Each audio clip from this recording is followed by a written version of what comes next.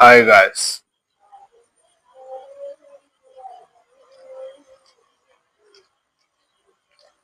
മാന്യ പ്രേക്ഷകർക്ക് സ്വാഗതം. ബോച്ചെ വിഷയവുമായി വീണ്ടും വന്നിരിക്കുകയാണ്. ഇത്തിരി ലേറ്റായി പോയി, എല്ലാവരും ക്ഷമിക്കുക.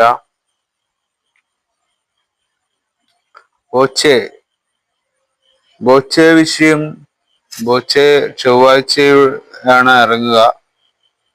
ഈ പ്രശ്നം ഉണ്ടായത് എന്നാണെന്ന് നമുക്കറിയാം. 2024 8 ആഗസ്റ്റിനാണ് ബോച്ചയും ഹണി റോസും ആലക്കോട് ബോച്ചയുടെ ചെമ്മന്നൂർ ജ്വല്ലർ ഇനാഗുറേഷന് സംഭവിച്ച ഒരു ചെറിയൊരു വേർഡ്, അതിന്റെ പരാമർശത്താൽ വലിയൊരു അലിഗേഷൻസും ഉണ്ടായി, അതിൽ ഒരു അറസ്റ്റും ഉണ്ടായി. ബോച്ചെ എന്ന് പറയുന്ന വ്യവസായ പ്രഭുവിനെ അറസ്റ്റ് ചെയ്തിരിക്കുകയാണ്. അതായത് ഹണി റോസ് രഹസ്യ മൊഴി കൊടുത്തത് രഹസ്യമായ ഒരു അന്വേഷണ രീതി കൊണ്ടുപോയതുകൊണ്ട് FIR ഇടുന്നതിന് മുമ്പേ അദ്ദേഹത്തെ അറസ്റ്റ് ആക്കിയിരുന്നു എന്നതാണ് നമ്മൾ അറിഞ്ഞത്. അപ്പോ ഇത്രയും പെട്ടെന്ന് ജാഗരൂകരായ ഒരു പോലീസിനെ, അത് നിയമ ചട്ടങ്ങളെ നമ്മൾ കാണുന്നത് ഇതുവരെ കാണാത്ത രീതികളിലും ഒരു ബോച്ചയെ കൊടുക്കാനുള്ള ആസൂത്രണ നീക്കങ്ങളെയുമാണ് നമ്മൾ ഈ ഒരു ചുറ്റുപാടിൽ കാണാൻ സാധിക്കുന്നത്. എന്തിനു വേണ്ടി ബോച്ച ഇങ്ങനെയൊരു ആക്ഷേപങ്ങൾ ചെയ്തു എന്നാണ് ജനങ്ങളുടെ ചോദ്യം. അപ്പോ അതൊരു ആക്ഷേപമല്ല, അതൊരു മദർഹുഡ് വാക്കാണ് എന്നതാണ് നിങ്ങൾ മനസ്സിലാക്കേണ്ടത്. ബോച്ചെ ഹണി റോസും ബോച്ചയുടെ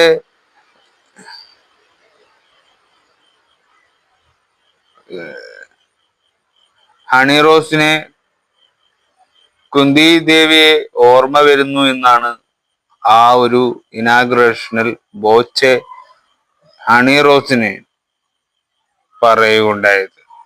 അപ്പോ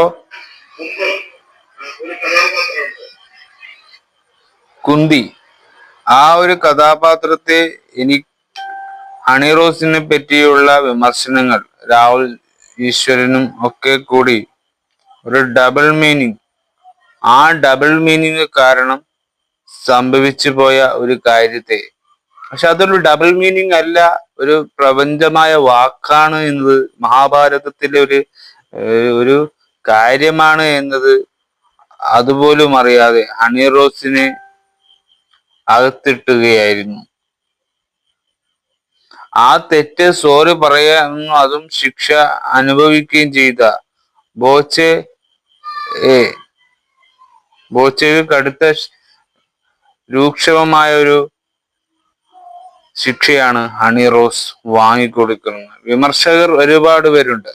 ഹണി റോസിന്റെ രീതികളെ കുറിച്ചുള്ള വിമർശനമായ ചോദ്യങ്ങളിൽ മറ്റു തരത്തിൽ നടക്കുന്ന ഒരു കാര്യവുമാണ്. അത് സത്യസന്ധമായ ഒരു കാര്യമാണ്. ഹണി റോസിനെ വിമർശിക്കുന്നുണ്ട് സൊസൈറ്റി. ബോച്ചെ എന്ന് പറയുന്ന ചെമ്മണ്ണൂറിനെയും രണ്ടുപേരെയും ഒരുപോലെ ഒരേ തുലാസിൽ തന്നെ ശിക്ഷ നീതി വിധിയും കൊടുക്കേണ്ട ഒരു സമയമാണ്. ആ ഒരു സമയ സങ്കല്പത്തെ നമ്മൾ ഇങ്ങനെ കാണുന്നു എന്നതാണ്. നിരീക്ഷകന്റെ ബോധം എത്രത്തോളം ഉണ്ടെങ്കിലും സഹജീവിയുടെ മനുഷ്യന്റെ അവരുടെ ആ ഒരു സിറ്റുവേഷന്, ആ ഒരു ജയിലിൽ പെടുത്താമെന്ന് പറയുന്ന ആ ഒരു സമയത്തെ നമുക്ക് ആലോചിക്കാം. ഏത് രീതിയിൽ, ഏത് സംഭവത്തെ, എന്തിനു വേണ്ടി ഇങ്ങനെ ഒരു ഊരാക്കുരുക്ക് ബോച്ചയ്ക്ക് വേണ്ടി ഇടുന്നു എന്നതിനെ കുറിച്ച്. അത് യാഥാർത്ഥ്യമില്ലാത്ത ഒരു വാക്കൊന്നുമല്ല, സത്യമായ ഒരു പ്രപഞ്ചത്തിലെ ഒരു മഹാഭാരതത്തിലെ വേർഡ്. ആ വേർഡ് ഹിന്ദു മതത്തിൽ തന്നെ ഉള്ള ഒരു വേർഡ് ആയതുകൊണ്ട് അതിനെ സാമ്യം വെച്ച് പറഞ്ഞ ഒരു വേർഡ്, ഒരു മദർഹുഡ് വേർഡ്, അത് വലിയ തെറ്റായി എന്ന് നമുക്ക് തോന്നുന്നില്ല. തമാശ രൂപയിൽ നമ്മൾ പറയുന്ന രീതികളെ അത് സീരിയസ് ആയി എടുത്ത് ഹണി റോസ് രഹസ്യ അറസ്റ്റിന് വേണ്ടി ഒരു FIR എഴുതുന്നതിന് മുമ്പേ 14 ദിവസത്തേക്ക് റിമാൻഡ് ചെയ്യുകയും ചെയ്തു.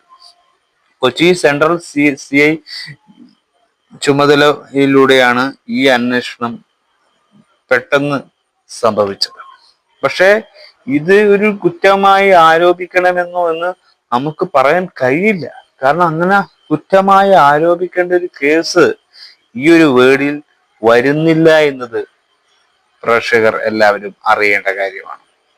നമുക്ക് അന്ന് 2024 8 ഓഗസ്റ്റിൽ എന്തൊക്കെയാണ് ബോബി ചെമ്മണ്ണൂരും ഹണി റോസും തമ്മിലുള്ള എന്താണ് സംഭവിച്ചതെന്ന് നമുക്കൊന്ന് കാണാം.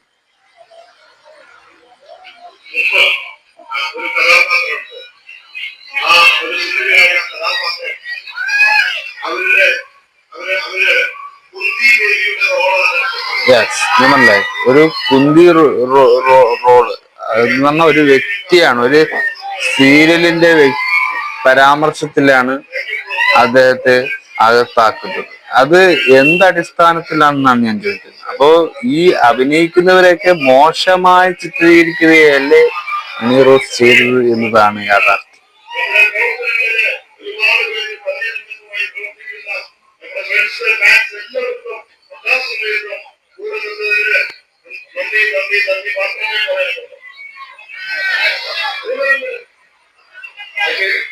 തീർച്ചയായിട്ടും അവരോട് സംസാരിച്ചു. നമ്മുടെ ഏത് പ്രസ്ഥാനം ഉദ്ഘാടനം ചെയ്യുന്നതിന് മുമ്പ് ആ നാട്ടിലെ അവശത അനുഭവിക്കുന്നവരായിട്ടുള്ള ആളുകൾക്കാണ് ചെയ്യുന്നത്. ചാരിറ്റിയും വയനാടിലെ ദുരന്തത്തെ കുറിച്ച് ചർച്ച ചെയ്യുന്നൊരു പരിപാടിയുമായിരുന്നു അത്. അപ്പോ ആ ഒരു സന്ദർഭത്തെ മുതലെടുക്കുകയാണ് ഇൻഡസ്ട്രി. അത് ഒരു തെറ്റായ ഒരു അപരാധം തന്നെയാണ്.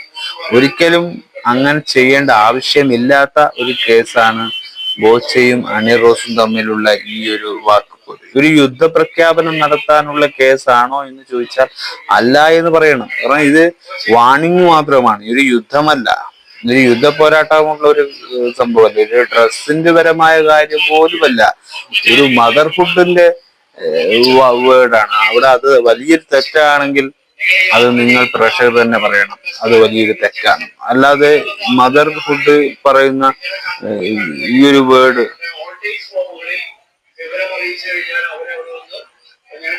അങ്ങനെയാണ് ഇതൊക്കെ സംഭവിക്കുന്നത്.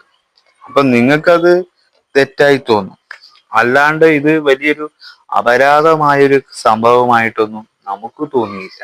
നിങ്ങൾ ചിന്തിക്കുന്നതാണ്, നിങ്ങളുടെ പ്രേക്ഷകരുടെയും സോഷ്യൽ ഉപഭോക്താവിന്റെയും ചിന്തകളിൽ നിന്നുണ്ടാകുന്ന വിമർശനമാണ്. അല്ലാതെ നമുക്ക് ആരെയും വിമർശിക്കാം, പക്ഷേ അതിന് തക്കതായ കാരണം കൂടി വേണമെന്നത് ഒരു പൗരന്റെ അവകാശമാണ്. ആ പൗരന്റെ അവകാശം ഒരു വ്യക്തിയെ വേദനിപ്പിക്കുന്ന കിട്ടുന്നതിൽ നിന്നുള്ള രസം അത് ജനങ്ങൾ കാണുകയും കേൾക്കുകയും ചെയ്യുന്നൊരു കാര്യമാണ്.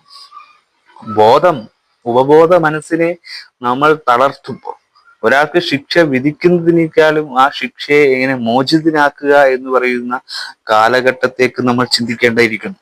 ഈ 2025 ഒരാള് പോലും ജയിലിൽ പോവാതിരിക്കാൻ ശ്രമിക്കുകയാണ് വേണ്ടത്. അതിന്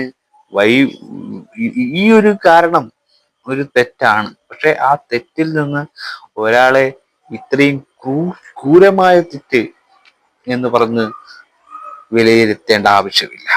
ഇത് സോറി പറഞ്ഞാൽ തീരാവുന്നൊരു കേസാണ്. ജയിലിലേക്ക് അടക്കേണ്ട ഒരു FIRന്റെ ആവശ്യവുമില്ല. അതുകൊണ്ട് തന്നെ വിമർശനം വേണം, വിമർശകരമായ ചിന്തകളും വേണം. ഇല്ലെങ്കിൽ അതൊരു പോരാട്ടമാവില്ല. ആ പോരാട്ടം ഇവിടെ കാണിക്കേണ്ട ആവശ്യമില്ല എന്നാണ് ഞാൻ പറയുന്നത്. കാരണം ഇത്രയും വലിയ പോരാട്ടം ചെയ്യുന്ന ഒരുപാട് കഥകൾ നമ്മൾ കണ്ടിട്ടുണ്ട്. അപ്പൊ ഈ പോരാട്ടങ്ങളെല്ലാം വേസ്റ്റ് ആവുകയാണ് ഈ തരത്തിലുള്ള സ്റ്റേറ്റ്മെന്റ് കൊണ്ട്. അതുകൊണ്ട് ബോച്ചെ എന്ന് പറയുന്നവരെ ഒരു കൊല്ലവും 3 കൊല്ലമൊക്കെ അറസ്റ്റിലാക്കുക എന്ന് പറയുന്നത് എന്ത് തെമ്മാടിത്തരമാണ്. അതിൽ എന്താണ് നിങ്ങൾ ഉദ്ദേശിക്കുന്നത്? പലരുടെയും കുത്തുവാക്കുകൾക്ക് വേണ്ടി വീഴുന്നവരുമുണ്ട്, പലരുടെയും ദുരുദ്ദേശത്തോട് ഒരാൾ ജയിലിൽ പോകുന്നവരുണ്ട്.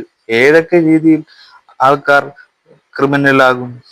അപ്പം ഒരു ക്രിമിനലിനെ വാഴ്ത്തുമ്പോ അയാളെ ആ ക്രിമിനൽ അല്ല എന്ന് തിരുത്താൻ നമുക്ക് പറ്റില്ലല്ലോ. അപ്പം അവന്റെ ആ പേരിന് ഇനി കളങ്കപ്പെടുക എന്നല്ലാതെ ആ പേരിന് ഒരു മാറ്റവും ദിലീപിന്റെ ഇഷ്യൂ കാണുന്നില്ലേ? ഒരു പ്രതി ആയിക്കഴിഞ്ഞാൽ പിന്നെ അവൻ ഒരു കാലത്തും തിരിച്ചു വരില്ല എന്നതാണ്. അപ്പോ ബോബി ചെമ്മണ്ണൂർ എന്ന് പറയുന്ന വലിയൊരു വ്യവസായ പ്രഭുവിന്റെ കുരുക്ക്, ഒരു പെണ്ണിൽ നിന്ന് പെണ്ണിന്റെ നിയമം, ആണുങ്ങൾക്ക് ഒരു നിയമവും ഇല്ല എന്ന് പറയുന്ന ഈ ഒരു ധാർഷ്ട്യം, അത് എന്തിനു വേണ്ടിയാണ്? എന്തുണ്ടാക്കാൻ വേണ്ടിയാണ്? എന്ത് നന്മക്ക് വേണ്ടിയാണെന്നാണ് എൻ്റെ ഒരു ചോദ്യം. കാരണം ഈ ഒരു വേർഡ് പറഞ്ഞതിന് വേണ്ടി ഇത്രയും വലിയ കോലാഹലവും ഇത്രയും വലിയ സോഷ്യൽ പരമായ തർക്കവും, എന്നിട്ടാണ് ഈ റോസിന് മനസമാധാനം കിട്ടുന്നില്ല എന്ന് പറഞ്ഞ സൈബർ ബുള്ളിങ്ങും ഒക്കെ എന്തിനു വേണ്ടിയാണ്? സ്വയം വരുത്തി വെക്കുന്ന കുഴിയാണത്. അതിൽ താൻ തന്നെ വീഴുന്ന അവസ്ഥ വരുത്തുകയാണ് ഹണി റോസ് എന്ന ഇൻഡസ്ട്രിയിലെ ആക്ടറസ്. അദ്ദേഹത്തെ പറ്റി എനിക്ക്, ആ ആക്ടറിനെ പറ്റി എനിക്ക് വലിയ മതിപ്പൊന്നുമില്ല. കാരണം എന്തിന് മതിപ്പ് പറയാം? ഒരു നടിയായാലും ഒരു ഒരു ഇനാഗറേഷന് പങ്കെടുക്കുന്ന വ്യക്തിയായാലും മാന്യതയെ കീപ്പ് ചെയ്യണം. ആ മാന്യതയെ കീപ്പ് ചെയ്തുകൊണ്ട് ഒരാൾ ഇനാഗ്രേഷന് പങ്കെടുത്തോട്ടെ. അതായത് അയാളുടെ സ്ഥാപനത്തിൽ അയാൾ പണം മുടക്കി അയാൾ കൊണ്ടുവരുന്ന ഒരു ഇൻഡസ്ട്രിയിലെ നടിയെ. പക്ഷെ ഒന്നും പറഞ്ഞില്ലല്ലോ. അതിന് മദർഹുഡ് എന്ന് പേര് പറഞ്ഞതിന് ഇത്ര വലിയ തെറ്റിദ്ധരിക്കാൻ എന്താണുള്ളത്? അപ്പോ പെണ്ണിന് ബുദ്ധിയില്ല എന്ന വർഗവും കൂടി ഉണ്ട് എന്നത് ഹണി റോസ് തെളിയിക്കുകയാണ്.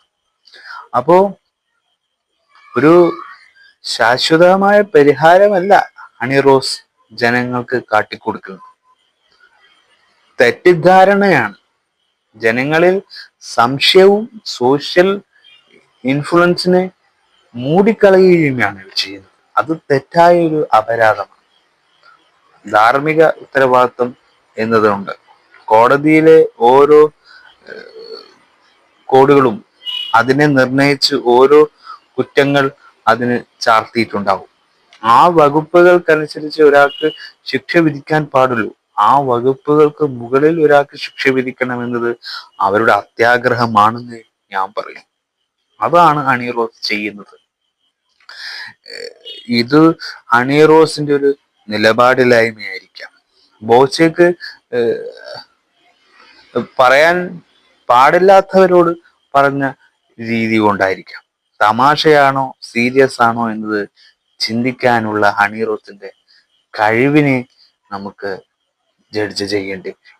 അപ്പം ഡ്രസ് കോഡിനെ കുറിച്ച് മാത്രം ജഡ്ജ് ചെയ്യാൻ പോരാ, ഹണി റോസിന്റെ വ്യക്തിയും കൂടി ഇതിൽ ജഡ്ജ് ചെയ്യേണ്ടി വരും. അത് സത്യസന്ധമാണ്. ഇത്തിരി ഓവർ ആണോ എന്ന് ചിന്തിക്കുന്നിടത്ത് ഇത്ര ഓവർ ആണ് ഹണി റോസ് എന്ന് പറയാൻ എന്തുകൊണ്ട് സാധിക്കുന്നില്ല? അത് അത് മൂടി വെക്കുന്നതിൽ കൊണ്ട്, ഒരാളെ ശിക്ഷിക്കുന്നതിൽ കൊണ്ട് യാതൊരു സത്യവും അവിടെ നിലനിൽക്കുന്നില്ല. സത്യത്തിന് വേണ്ടിയോ ഒന്നിനും വേണ്ടിയിട്ടല്ലല്ലോ ഇവർ ശിക്ഷ വിധിക്കുന്നത്. അവരുടെ സ്വന്തമായ ക്രിട്ടിസിസത്തിന് വേണ്ടി മാത്രം ഉണ്ടാക്കുന്ന ഒരു സംഭവമാണ്. അപ്പം അത് വ്യക്തിഹത്യ ചെയ്യുക എന്ന് തന്നെയാണ്. സ്ത്രീക്ക് പ്രാധാന്യം വേണം, പക്ഷെ അതുപോലെ തന്നെ ഹ്യൂമൻ റൈറ്റ്സിൽ പുരുഷന്മാർക്കും ഒരു റൈറ്റ്സ് കിട്ടണം എന്നത് ഒരു പൊതുവായ കാര്യമൊന്നുമല്ല. അതും ന്യായമായൊരു കാര്യമാണ്. അതുകൊണ്ട് ഇത്തരത്തിലുള്ള ദൗത്യത്തെ, ഈ ഒരു പരാമർശം എന്ന് പറയുന്ന വാക്കുകളും അശ്ലീലം എന്ന വേർഡിനെയും മാറ്റിവെക്കണം. കാരണം ഈ ലോകത്ത് അശ്ലീലം എന്ന് പറയുന്ന വേർഡുകളൊക്കെ ചിലപ്പോൾ നമുക്ക് അർത്ഥം വ്യാഖ്യാനിക്കാൻ അറിയാത്തവർക്ക് ആ വേർഡ് ചിലപ്പോൾ പല ചിന്തകളിലൂടെ നമുക്ക് ആ വാക്കുകളെ റൂട്ട് തെറ്റിക്കാം. ഇത് നമ്മളുടെ റൂട്ട് തെറ്റുകയാണ്, നമ്മുടെ ചിന്തകളെ തെറ്റുകയാണ്, നമ്മുടെ ബുദ്ധിയെ തെറ്റുകയാണ്, നമ്മൾ ചിന്തിക്കുന്നതിനെ തെറ്റുകയാണ്. അപ്പം ആ തെറ്റുകളെ തിരുത്തുക എന്നല്ലാതെ വീണ്ടും കുറ്റങ്ങൾ അടിച്ചേൽപ്പിക്കുക എന്നത് ഒരു പൗരനെയും നമ്മൾ അനാവശ്യമായി, അയാൾ സഹായിക്കാത്തൊരു വ്യക്തിയാണെങ്കിൽ മാത്രം അയാളെ കുറ്റാരോപിതൻ എന്ന് പറയാം. അയാൾ ജനങ്ങൾക്ക് വേണ്ടി സാമൂഹ്യത്തിൽ സോഷ്യൽ ഉപഭോക്താവാണല്ലോ. അപ്പൊ അതിൽ ഉൾപ്പെട്ട ഒരു വ്യക്തിയെ കുറ്റം ചാർത്തുന്നത് കൊണ്ട് കൊള്ളപ്പണമോ നമുക്ക് തരാൻ മനസ്സ് കാണിക്കുന്നു എന്നത് ഒരു നല്ലൊരു വ്യക്തിയുടെ ലക്ഷണമാണ്. അത് വേറൊരു രീതിയിൽ പറഞ്ഞാൽ പലരെയും സഹായിച്ചിട്ടുള്ള വ്യക്തിയും കൂടിയാണ് ബോബി ചെമ്മണ്ണൂർ എന്നത് വ്യക്തതയുണ്ട്. പക്ഷെ നമ്മൾ ഇത് പറഞ്ഞത് കൊണ്ട് ആളെ നേരം വെളുത്തുകൊണ്ട് തന്നെ ബോബി ചെമ്മണ്ണൂരെ ജയിലിൽ ഇറക്കുമെന്നുള്ള പ്രതീക്ഷയൊന്നും നമുക്കില്ല. കാരണം അദ്ദേഹം തെറ്റ് ചെയ്തിട്ടുണ്ടോ എന്നത് വീണ്ടും വീണ്ടും അന്വേഷണ ഉദ്യോഗസ്ഥന്മാർ ചിന്തിക്കേണ്ടതുണ്ട്. കാരണം പെട്ടെന്ന് ഒരാളെ ശിക്ഷിക്കുന്നതിനോടൊപ്പം എന്ത് സംഭവിക്കുന്നു? അത് അയാൾ ജീവിതകാലം മുഴുവൻ നിങ്ങൾ ചെയ്ത മഹാപാപം നിങ്ങൾക്ക് തിരിച്ചു കിട്ടുമെന്നതാണ്. അപ്പോ വെറുതെ ഒരാളെ ക്രിമിനൽ എന്ന് കുറ്റം ചാർത്താതെ അയാൾക്ക് ന്യായമായ നീതി വാങ്ങിക്കൊടുക്കുക എന്നതാണ് നിങ്ങളുടെ കടപ്പാട്. ആ കടപ്പാട് നിങ്ങൾ ചെയ്യുക എന്നതാണ് ഞാൻ പറയുന്നത്. ഇത്രയേ ഉള്ളൂ. ഒരു ചെറിയ സിമ്പിൾ മാറ്ററിനെ വലിച്ചു നീട്ടുകയാണ് ഇവിടുത്തെ രാഷ്ട്രീയ കിങ്കരന്മാർ. അത് പാടില്ല. ഇവിടുത്തെ മീഡിയ അങ്ങനെ തന്നെയാണ് വളച്ചൊടിക്കാൻ ശ്രമിക്കുന്നത്. ആ വളച്ചൊടിക്കലിനെ നമ്മൾ ഒരിക്കലും സപ്പോർട്ട് ചെയ്യാൻ പാടില്ല. അതാണ് എനിക്ക് പറയാനുള്ളത്. Bye for ever.